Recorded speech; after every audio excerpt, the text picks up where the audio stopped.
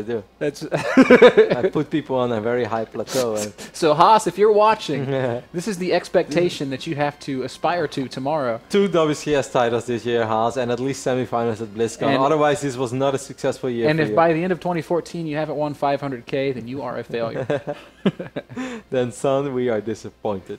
Either way, Game 3 is live. It is going to be played on Heavy Rain, like we said before the break, so we can just jump straight into a game. But not before. I want to give a big shout out to AZO monitors, who are currently available at Amazon.com. You can go ahead and pick up your AZO monitor today, as they provide us with lovely screens that allow us, Ben, to introduce the player on the north side of the map.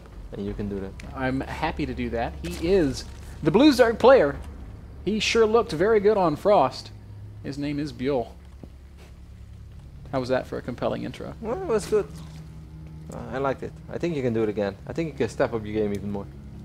I feel like Apollo did a really legendary intro one time that we made fun of him for, and I'm trying to remember what it was. I can't remember that. Oh, man. It's slipping my mind. Anyway, down in the bottom half of Heavy Rain, the Red Zerg player, currently represented by Team Rocket. His name is, of course, Hyun. And interestingly enough, Hyun, who went early pool twice against Revival, has opted to play the macro game all 3 times here against Byul, as we see him. Looks like he's setting up for a hatch first. Maybe he just want to punish the greed from Revival, but so far this hasn't been a whole lot different.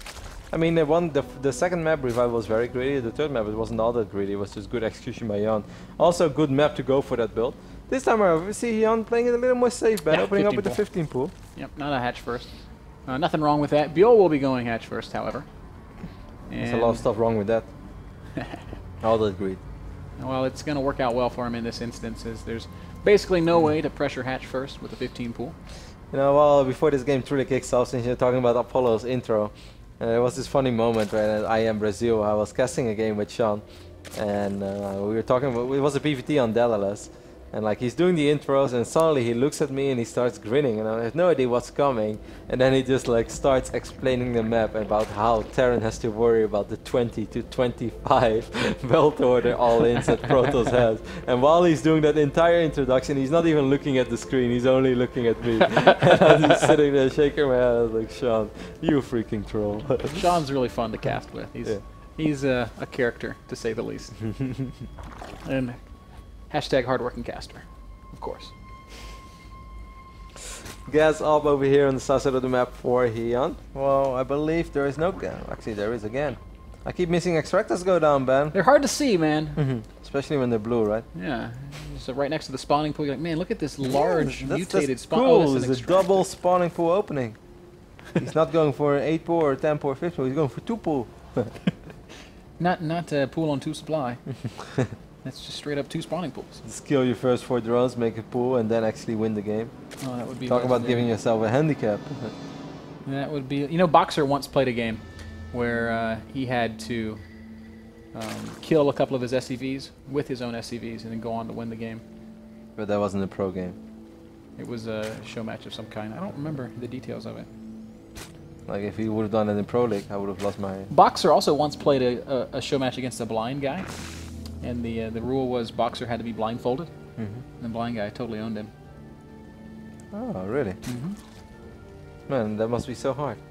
Either way, there's a lot of gas being mined, Ben, on both sides of the map, and bailing nests are going down at identical moments. He's got a derpy drone. Is it going all the way around, over and over again? No, I think he just fixed it. One time. He just fixed it. One Zergling will make his way across the map. Actually, both Zerglings died over there. This doesn't necessarily mean that we are going to see some crazy aggression from either Hyun or Byul, but it's always possible. But it is hard for your Zerglings and Banelings to make their way across the map on Heavy Rain. It's such a large map that I feel by the time all your Zerglings made it across the map, and they also then have to morph into Banelings, your opponent will be ready and will be able to defend. And should be in a better position because he was able to squeeze out a few more drones before he started to truly get ready to defend. Baneling Nest is down for Byul. This is the first time he's made a Baneling Nest in this entire series. I kind of wonder if he wants to get aggressive with it, but it looks like he's just going to drone, and even building a spine crawler, getting his layer, so all the indicators are that he's going to sit back. Both players getting a relatively quick layer over here. That's fine. I mean, wow! The Queen! Queen with 2 Zerglings. Access denied. That's actually so clutch because it denies vision of that layer and keeps Byul in the dark. But Byul's doing the exact same thing though on the other side of the map. Hyun tried to scout as well, and one of his Zerglings ran straight into a Baneling. So that was a short life. Now 4 Lings are going to make their way across the map. They're going to meet 2 Zerglings from Hyun over here. But they should not be able to get a whole lot done. Heavy Rain has kind of proven to be a little bit of a muta map, and it looks like both these players adhering to that philosophy, making their way up to layer. This is a good scout from Hyun. He's going to know, hey, you're doing what I'm doing. And this will shape his choices as he moves into the mid-game. So I'm going to try to do it just a tiny bit better. It should prompt an immediate armor upgrade from Hyun when he gets that Spire. But we'll wait and see. His Spire does get to start a couple seconds earlier than Byul's. It should be a very even match regardless. I'm curious to see if, how many works do we have right now. 44 and 44. 44 was often like that magic number. Some players did it at like 42 or some did it at 45 drones to start producing a lot of Zerglings and try to cancel your opponent's third base on the other side of the map before those mutas are really out and ready to defend. Hyun is going to try, but he should not succeed in this. This is not a terrible engagement from Hyun. And this that's one Baneling. Trying to be a hero. Nice micro from both sides. Yeah. I think that Byul has done a successful job in Communist Hatchery Alive. Indeed he has. But Hyun does have more units coming forward, and if Byul more is Banelings not as careful, well. Maybe he's going to trade Banelings for Banelings? No. Yes. No. Thought about it. Yes. No? We'll never know. He's like 2 Banelings for 2 Banelings, not worth it. 2 Banelings for 2 Banelings in a Zergling. Let's go! Yes! Sick micro from both sides. Just running around, not making any errors, basically. That's what I tried to say. Nice, sick micro is slightly exaggerated, but flawless execution. Yeah, high-level control demonstrated by both sides. And at this point, both sides also realize that they're going to be playing against mutas. So we see an armor upgrade immediately from Hyun, along with 4 mutalisks. Byul's got more gas banked, though, Kev. Yeah. By a large margin. Yeah, that's because the mutas from Hyun are already in production. Oh, you're right. Well, that makes perfect sense, and I'm just blind. The screen will get surrounded, but should be able to stay alive. Well, actually, I think it's going to fall, but at the cost of quite a few of these Zerglings. These Banelings are a little bit scary. Good job there by Hyun, focusing the Bane with his spine. Right-click on that other Baneling, and Hyun will secure his expansion. And Hyun's going to try to counter with his Zerglings on the other side of the map, but I think that Byul is aware of this. He might be able to right-click and kill this hatch. There's no units out on the map. Hyun is going to focus on drones. And then run away. I don't think it would have worked out. Would have probably not been worth it to sacrifice your links in this phase in the game. Unit cap shows us 46 against 45 workers, 8 against 10 mutalisks, 2 queens on either side. I'm so surprised that we've gotten no armor upgrade out of Byul. That's going to make taking fights a little bit tricky. Perhaps he knows that his opponent is going to have slightly quicker mutas, so he feels that he should take a fight with more mutalisks instead before the upgrades kick in.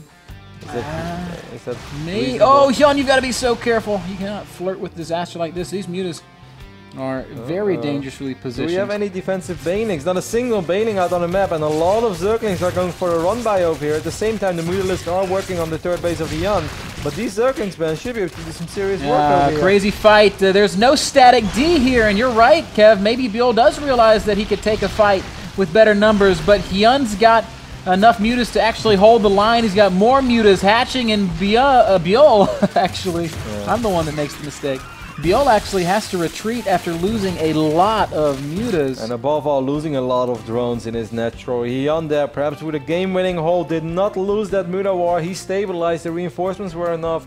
And at the same time, these Zerglings on the other side of the map, they did a phenomenal job. Right now, the only thing we see on the production tab is units, units, and units alone for Hyun. I think a big mistake there by Byul, but I know that gas is so important in this matchup, but you probably want to keep at least 1 or 2 Banelings around, right? Yeah, you always should have a Baneling or 2 in your natural. And maybe even we can say that you should have a Baneling in every mineral line just to have that safety net to fall back on. Right now we just see Hyun kind of exerting his advantage, and Byul is just going to tap out immediately. Good game gets called, and Hyun of Team Rocket takes first place in the group. Team Rocket.